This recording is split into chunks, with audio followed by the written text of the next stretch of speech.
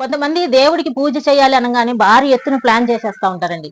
ఇన్ని కిలోలు పూలు తీసుకురావాలి, ఇన్ని తేవాలి, పండ్లు తేవాలి, పలహారాలు తేవాలి, ఇవన్నీ ఉంటేనే పూజ అనుకుంటారు. భగవంతుడిని పూజ చేయటానికి ఇన్ని సామాగ్రి అవసరం లేదండి. మనసుంటే చాలు. దేవుడు మనసులో ఉన్న భక్తిని చూస్తాడు గాని, మనం సమర్పించే వాటిని అస్సలు చూడడనమాట.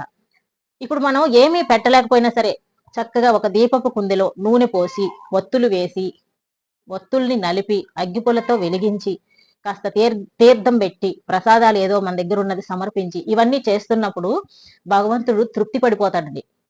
ఈ సమయాన్ని నా కోసమే కేటాయిస్తున్నారు, నా కోసమే చేస్తున్నారు. భగవంతుని కోసం ఒక చిన్న దీపం పెట్టినా సరే పూర్తిగా ఆయన సంతృప్తి పడతాడు. అంతేకాని నువ్వు నాకు కేజీ పూలు తీసుకొచ్చి నాకు పూజ చేయలేదు, ఇన్ని రకాల పదార్థాలు నాకు పెట్టలేదు అని ఎప్పుడు కూడా భగవంతుడు మన మీద అలగడండి. మానవ మాతృలు మాత్రమే అలా చేస్తా ఉంటాడు. భగవంతుడు చాలా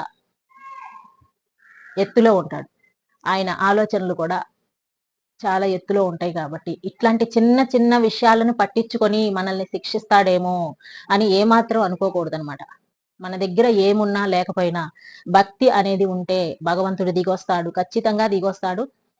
కుదిరిన సమయంలోనే భగవంతుడా, ఈ రోజు నాకు చాలా ఆపర్చునిటీస్ ఇచ్చావు, ఇవన్నీ నీ చలవే, ఏదుంటే అది.